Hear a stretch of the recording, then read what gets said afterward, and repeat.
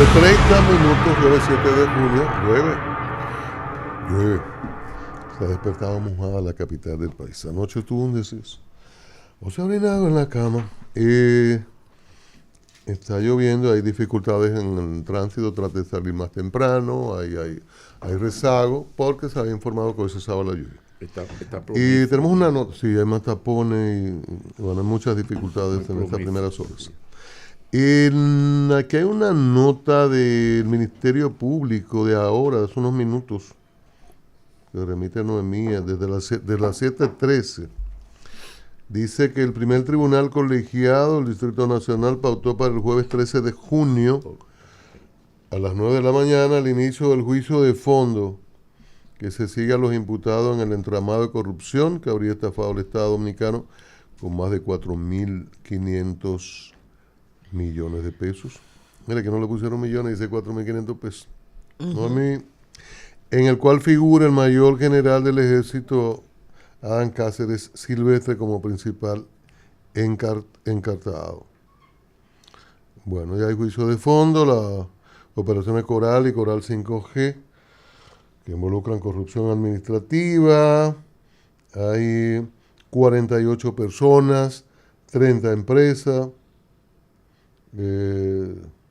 defraudación al Estado. Bueno, ahora sí en este párrafo sí están los 4.500 millones de pesos. Bueno, a fondo y a discutir las cosas. Que era uno de los casos importantes que ha llevado el Ministerio Público. Y ahora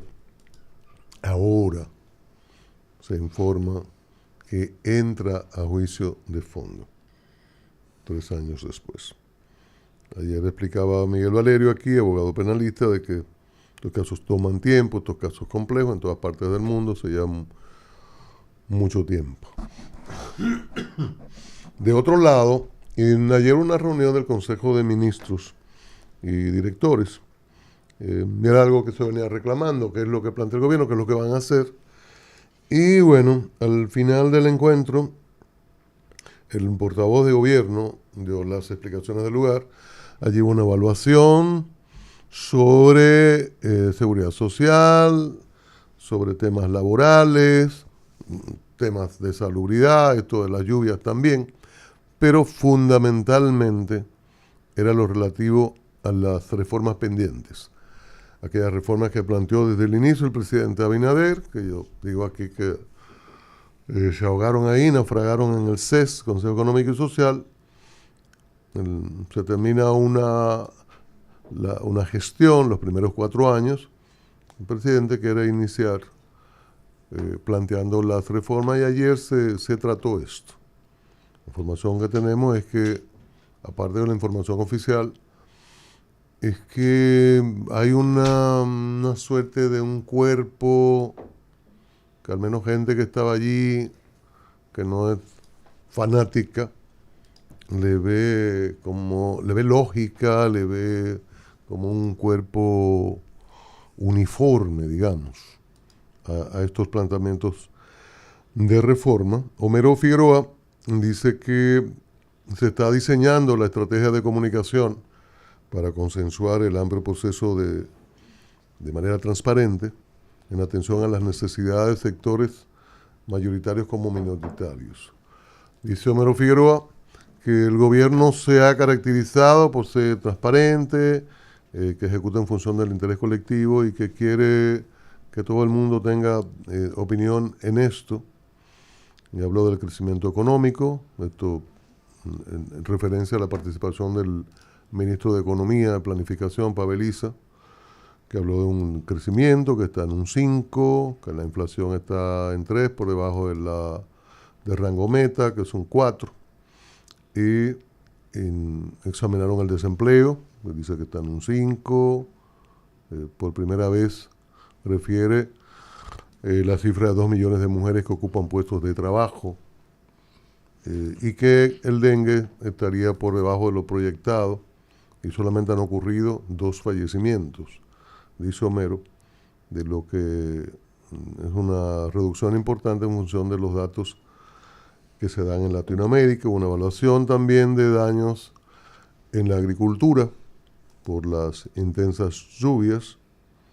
se cita al presidente Balaguer de que la lluvia paga, que es el mejor ministro de Agricultura, pero mientras el daño es tremendo, hay inundaciones terribles en el norte y el noroeste del país.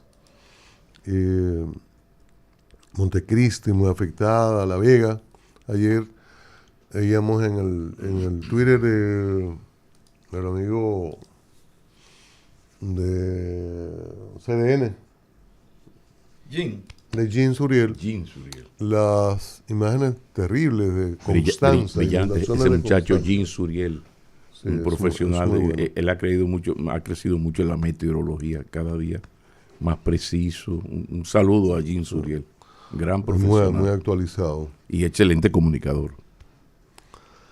Y entonces La Vega, Espaillat, Hermanas Mirabal, dice que están afectados más de 2.500 productores, bueno. 119.000 tareas de plátanos y 40.000 de arroz.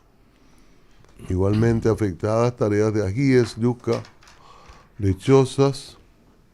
Hay un elemento que uno no siente mucho aquí, que son los ventarrones. Los ventarrones destruyen, bueno, y en cualquier momento...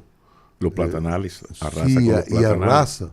Entonces también hay muchos daños en este sentido. Que atención, Cristian, a las familias, prepárense para en las próximas semanas, los próximos meses, para tener que soportar un aumento en el precio del plátano. Entonces prepárese para comprar yautía, que va a tener buen precio, ñame, y sobre todo yuca, que está abajo, que no es tan afectado. Bueno, dígale. Pero no, yo le digo porque es un asunto que tiene que ver con el mercado. Pasó estas lluvias, va a escasear el plátano. Entonces, en vez de pelear porque el plátano va a subir, busque alternativas. Pero queda ahí la recomendación, ¿eh? Bueno, eso es una situación que sí que hay que tomar muy en cuenta. Entonces, el gobierno está dando forma, hay una presentación a los ministros, a los directores generales sobre reforma, y dice Homero que van a trabajar en algo que Pablo decía hace aquí unos días, de que el gobierno entonces presenta su reforma, explica su reforma, sale a hablar de su reforma, y eso es fundamental porque habrá impactos. Yo no sé lo que es, y nosotros decíamos ayer, toma cuerpo esa información fraccionada, a veces maliciosa, de que me va a hacer daño, mira, van a aumentar tal cosa, no. La gente comienza a consolidar una oposición sobre un asunto que todavía no se ha presentado y que quizás no llegue hasta el nivel que cree que le va a afectar. Y eso es importante, que se pueda airear la reforma, que todo el mundo la conozca y que se diga con transparencia, creo que era Jaime Aristia aquí que decía, cuál es la afectación, cuál es el déficit que necesitamos, y el CONER lo planteaba de manera progresiva, cuánto vamos a ir necesitando cada año, porque no puede ser de shock. Que eso ya hubo un trauma en el 84, cuando el fondo, incluso el fondo defendía, y algunos economistas, esa política de shock, y produjo un shock enorme que se tradujo en 120 muertos, protestas y una cantidad de muertos impresionante. Otro tema tratado, ay María, si María trajera un cafecito. Otro tema tratado ayer es algo que ha corrido mucho en las redes, en lo relativo a los asesores. De repente, en redes han colocado al gobierno contra la pared a muchos ministros con este tema de que hay muchos asesores que perciben ingresos por encima de de muchos funcionarios fijos, de empleados fijos. Ayer Homero dijo que se cumple con las normativas del Ministerio de Administración Pública en la designación de asesores, Dice, todas estas medidas han sido tomadas respetando el debido proceso y con el consenso de la autoridad competente. Para mantener la operatividad y la eficiencia, el Ministerio de Administración Pública aprobó la designación de cuantas personas en calidad de asesores se pudieran asumir, ¿no? Los demás son directores de área que de manera temporal están clasificados como asesores. Esta medida provisional garantiza la equidad salarial, dijo Homero. No sé si fue en un chat, por eso no cito el nombre, pero era un funcionario del Ministerio de Cultura que hablaba de que, como bueno, fulano está ahí, tenemos esta necesidad, póngalo de asesor. Pero hay un ruido enorme con esto y uno cuando veía cantidades en algunas áreas y monto, uno decía, no puede ser. No puede ser. Y a veces en áreas deficientes, al Ministerio de Direcciones Generales deficientes, te dice, bueno, pero ¿qué es lo que está pasando? Si tantos asesores, funcionarios, ¿qué es lo que está pasando? Homero dice esto, que está conforme al... Mire que fuñe bastante. No, el Ministerio de Administración... Pero él dice que está todo bien, pero entonces admite el error.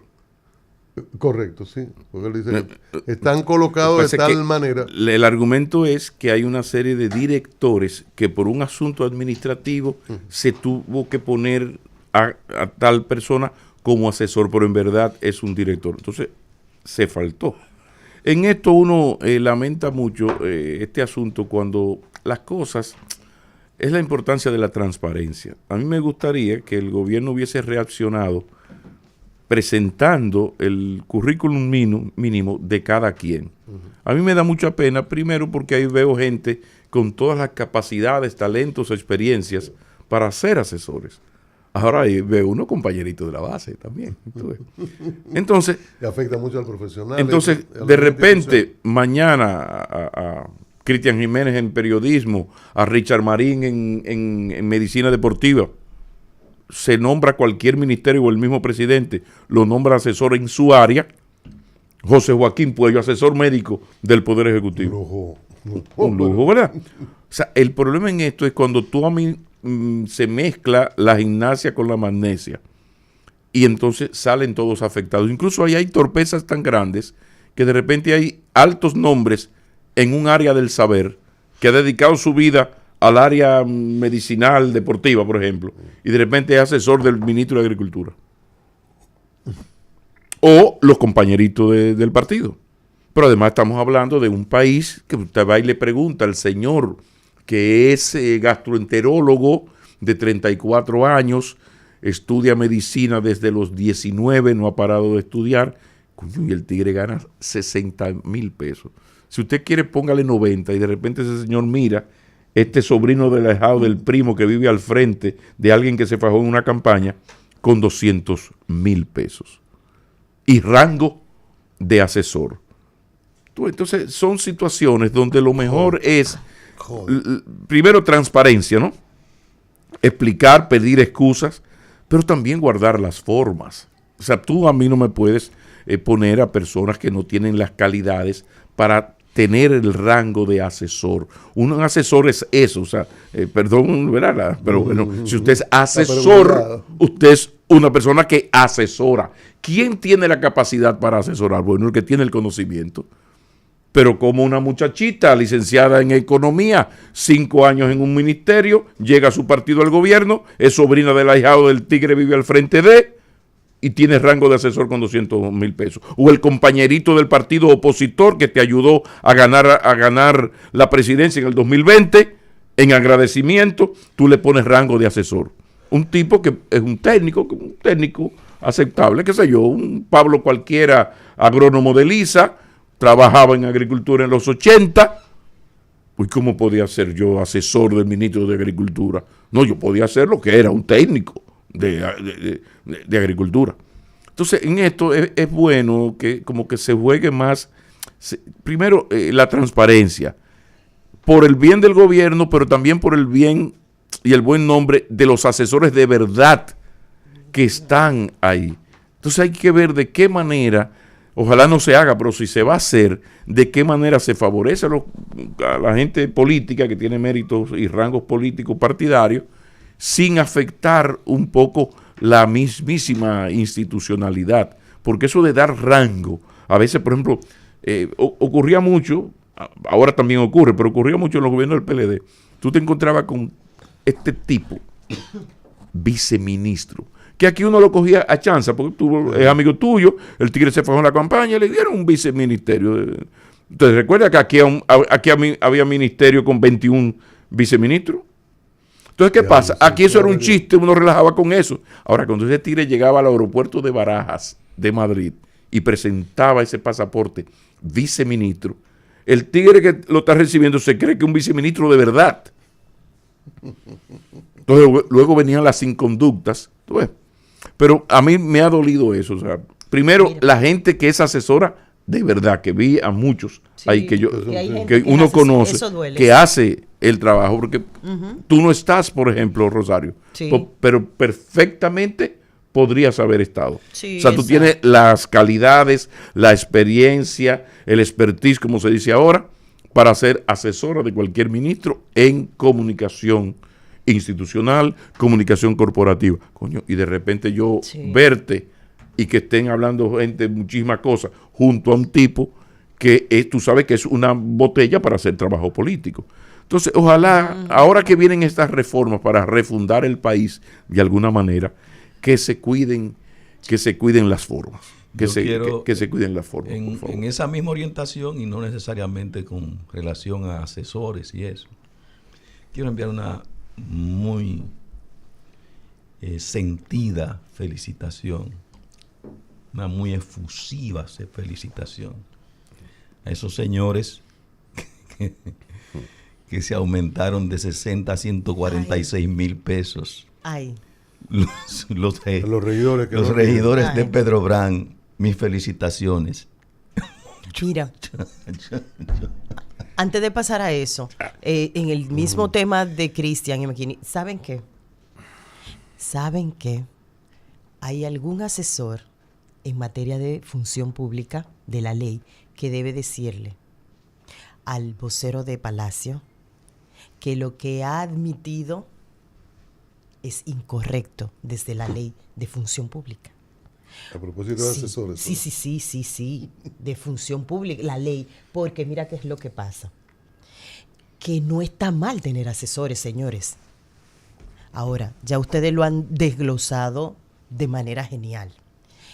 No se puede, es una distorsión en la ley, usted decir que yo cumplo una función y cobro por otra. O sea, no me pueden nombrar como director porque a lo mejor el tiempo me necesitan, no pudieron cumplir con el proceso. Es un proceso con el MAP, el Ministerio de Administración Pública, que se torna muy de verdad. Muchas veces es para que no operen. Sí. Eso hay que revisarlo. Eso hay que revisarlo porque sí. Ahora, tú no puedes justificar una ilegalidad, porque es una ilegalidad. Cuando te vas a la ley de función pública, tienes un asesor, pero él realmente lo que desempeña es el cargo de director. Óyeme, tú te estás metiendo un cuchillo en medio del corazón, porque cualquiera que quiera armarte un expediente por mal manejo de la ley, lo puede hacer. No, Homero, discúlpeme, no. Yo sé que hay cosas que intervienen, es como dice McKinney, hay gente que hace mucho más que lo que cobra como asesor. Siempre ha pasado. Hay asesores, miren, y en todos los gobiernos, que trabajan casi 24/7, porque cuando se le arma una situación a la institución o al ministro o al encargado con el que trabajan, tienen que responder ese teléfono a cualquier hora y cualquier día. Y si están de vacaciones también, hay dinero incluso que no paga la consultoría que hay gente que da. Eso también hay que, porque ahora van a venir a satanizar los asesores. Un paquete de gente comienza a escribir tonterías y barbaridades que no tienen calidad para ser asesor de nada, ni de nadie, ni siquiera de un combo de agua dulce. Y comienzan a despotricar en contra de los asesores. No, para eso hay que tener calidades. Ahora, no es transparente, no está alineado con la ley de función pública, la 4108 no era el argumento, porque estás admitiendo una ilegalidad, Homero. Y no puede ser, porque ustedes son mucho más que eso. Entonces yo creo que sí, yo creo que debemos también reflexionar a veces si se creó una distorsión porque producto de que entraron al gobierno y no pudieron colocar a su gente, que ustedes saben, todo el mundo tiene que colocar gente de confianza. Limpien eso, véanlo, y también hay que sentarse. Ahora que vienen las modificaciones de leyes, señores, no es festinar, pero la ley de función pública hay que actualizarla, porque muchas veces la gente que cae en el MAP, y se lo digo porque muchas veces no pudimos operar. Hubo programas que se retrasaron, buenísimo, incluso con contraparte internacional, porque tenemos una ley buenísima que es del tiempo, la 4108 del tiempo de Leonel Fernández, que en principio fue una joya, pero ya está desactualizada. Y la dinámica que lleva el tren gubernamental o estatal, realmente lo que sirve es de retranca en muchísimos de los aspectos. Por ejemplo, es altamente burocrática, que en principio tenía la bondad de poder mantener procesos. Ahora, no, Homero, esa admisión es una ilegalidad y no está bien. Y yo entiendo, porque lo que hemos estado ahí sabemos que a veces necesitamos un gran talento o un gran asesor, y la ley entorpece que lo podamos tener. Que corrijan eso ahora que tienen que nombrar nuevamente, revisar, los que no corresponden, no corresponden. Otra cosa, sociedad, no pueden marchar sin asesores.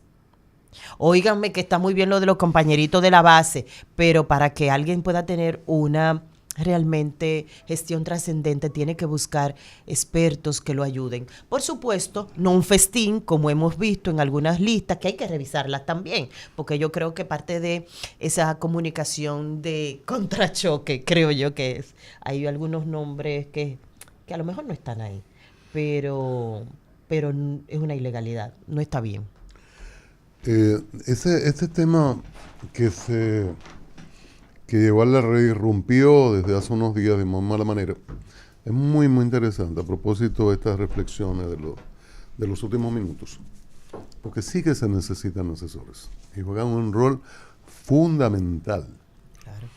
Y son satanizados y no es gratuito, ¿verdad? Ha habido distorsiones históricas, de enganchar, bueno, ¿por qué? ¿Cómo que lo vamos a poner? No, ponlo asesor. Uh-huh. Asesor, en una ocasión era gobierno de Hipólito Mejía, que hubo una barbaridad, ¿cómo era que le ponían? Asistente, que yo quedé el presidente. Ayudante especial, asistente especial del presidente. Asistente especial del rango presidente. Y le hacían un carnet. Y un Asistente carnet. especial. No, eso y vino le hacían de Jorge Blanco. Aquello fue brutal. Entonces, y asesor, ponle asesor. Va a poner un sueldo, ponle asesor. Entonces, eso prostituyó de alguna manera y ha afectado mucho a los verdaderos consultores y asesores. Claro. Y se ve desde que una gente, se ve el nombre de fulano, mira fulano con una botella. Eso hace muchos años. En materia congresual, por ejemplo, es ofensivo. Cuando le ponen asesor, y mire que hay asesores en el Congreso y se necesitan más y verdaderos asesores. Sí.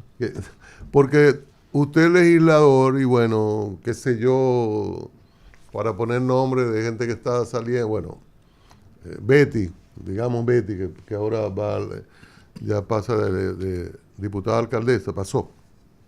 Bueno, pues ya no es experta en leyes, hay que manejar leyes, y los menos son abogados en el Congreso Nacional.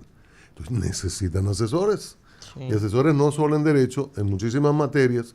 Y usted encuentra que cuando se citan asesores del Congreso, usted dice, tienen unas botellas ahí, y el Congreso que siempre ha tenido como mala fama, entonces todo se cree. Porque tuvieron, yo hablo de Barrilito, que esta es otra discusión que debemos ver más tarde, pero tuvieron su ONG, tenían un desorden.